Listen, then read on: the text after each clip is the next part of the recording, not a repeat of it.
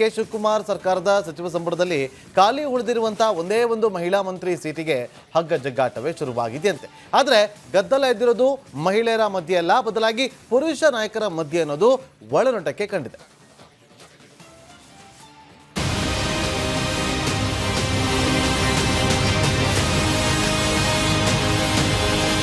ಮಹಾಭಾರತ ಯುದ್ಧ ನಡೆದಿದ್ದು ಹೆಣ್ಣಿಂದ, ರಾಮಾಯಣ ಯುದ್ಧ ನಡೆದಿದ್ದು ಹೆಣ್ಣಿಗೆ. ಈಗ ಇಲ್ಲಿ ಅದೊಂದು ಹೆಣ್ಣಿನ ಸ್ಥಾನಕ್ಕೆ ಅದೆಂತ ಯುದ್ಧ ಆಗೋಗಿದ್ಯೋ ಗೊತ್ತಿಲ್ಲ.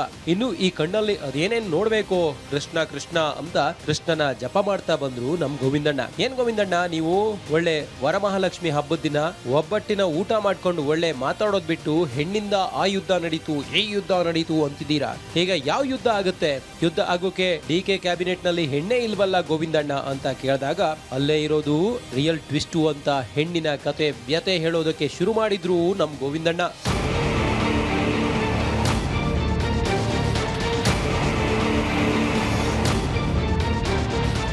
ವಿಷಯ ಏನಪ್ಪಾ ಅಂದ್ರೆ, ಸದ್ಯ ಸಿಎಂ ಡಿ.ಕೆ ಶಿವಕುಮಾರ್ ನೇತೃತ್ವದ ಸರ್ಕಾರದ ಸಚಿವ ಸಂಪುಟದಲ್ಲಿ ಖಾಲಿ ಉಳಿದಿರೋ ಒಂದು ಸ್ಥಾನ ದೊಡ್ಡ ಹಗ್ಗ ಜಗ್ಗಾಟಕ್ಕೆ ಕಾರಣವಾಗುವ ಸಾಧ್ಯತೆ ಕಾಣುತ್ತಿದೆ ಅನ್ನೋ ಸುದ್ದಿ ವಿಧಾನಸೌಧದ 3ನೇ ಮಹಡಿಯಿಂದ ಬಿದ್ದಿದೆ. ಅದ್ಯಾಕೆ ಅಂದ್ರೆ ಆ ಸೀಟು ಖಾಲಿ ಉಳಿದಿದ್ದೆ ಹಗ್ಗ ಜಗ್ಗಾಟದಿಂದ. ಈಗ ಅದನ್ನ ತುಂಬೋ ವಿಷಯ ಪ್ರಸ್ತಾಪ ಆದಾಗ್ಲೆಲ್ಲ ಹಗ್ಗ ಜಗ್ಗೋ ಎಲ್ಲಾ ಲಕ್ಷಣ ಕಾಣುತ್ತಿದೆ ಅನ್ನೋದು ಅಧಿಕೃತ ಸರ್ಕಾರಿ ನಿವಾಸ ಕಾವೇರಿ ಕಾರಿಡಾರ್ನ ಮೂಲಗಳ ಇನ್ಫಾರ್ಮೇಶನ್.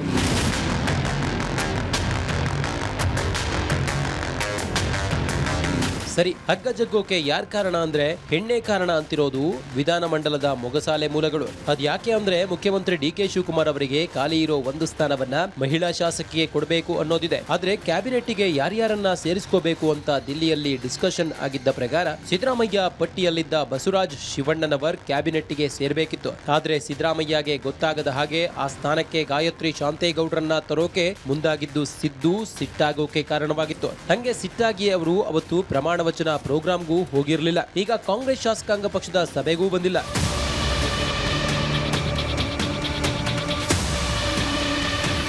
ಈಗ ದಿಲ್ಲಿಲಿ ಸಿಡಬ್ಲ್ಯೂಸಿ ಮೀಟಿಂಗಿನ ಮಧ್ಯೆ ಖಾಲಿ ಇರೋ ಒಂದು ಸಚಿವ ಸ್ಥಾನದ ಬಗ್ಗೆ ಚರ್ಚೆ ಆಗೋ ಚಾನ್ಸ್ ಇದೆಯಂತೆ. ಇದೇ ಕಾರಣಕ್ಕೆ ಈಗ ಸಿದ್ದರಾಮಯ್ಯ ಸಿಎಲ್ಪಿ ಸಭೆಗೆ ಅಬ್ಸೆಂಟ್ ಆಗೋ ಮೂಲಕ ಹೈಕಮಾಂಡ್ಗೆ ಮೆಸೇಜ್ ಹೋಗೋ ತರ ಮಾಡಿದ್ದಾರೆ. ಈಗ ಖಾಲಿ ಇರೋ ಸ್ಥಾನದ ಬಗ್ಗೆ ಚರ್ಚೆ ಶುರುವಾದ್ರೆ ಸಿದ್ದರಾಮಯ್ಯ ತಮ್ಮ ಪಟ್ಟಿಯ ಸ್ಥಾನವನ್ನ ಅಷ್ಟು ಸುಲಭವಾಗಿ ಬಿಡೋ ಹಂಗೆ ಕಾಣ್ತಿಲ್ಲ ಅನ್ನೋದು ಅದೇ ಅಧಿಕೃತ ಸರ್ಕಾರಿ ನಿವಾಸ ಕಾವೇರಿ ಕಾರಿಡಾರಿನ ಮೂಲಗಳ ಟಾಕು. ಇದರ ಮಧ್ಯೆ ಮಹಿಳೆಗೆ ಆ ಒಂದು ಸೀಟು ಅನ್ನೋದು ಗ್ಯಾರಂಟಿ ಆದ್ರೆ ಆಗ ಆ ತುಂಬೋ ಮಹಾ ಮಹಿಳೆ ಯಾರು ಅನ್ನೋದು ಮತ್ತೊಂದು ಯುದ್ಧಕ್ಕೂ ಕಾರಣವಾಗಬಹುದು ಅನ್ನೋದು ವಿಧಾನಮಂಡಲದ ಮೊಗಸಾಲೆ ಮೂಲಗಳ ಕಣ್ಣಿಂದ ಒಳನೋಟಕ್ಕೆ ಕಂಡಿದೆ.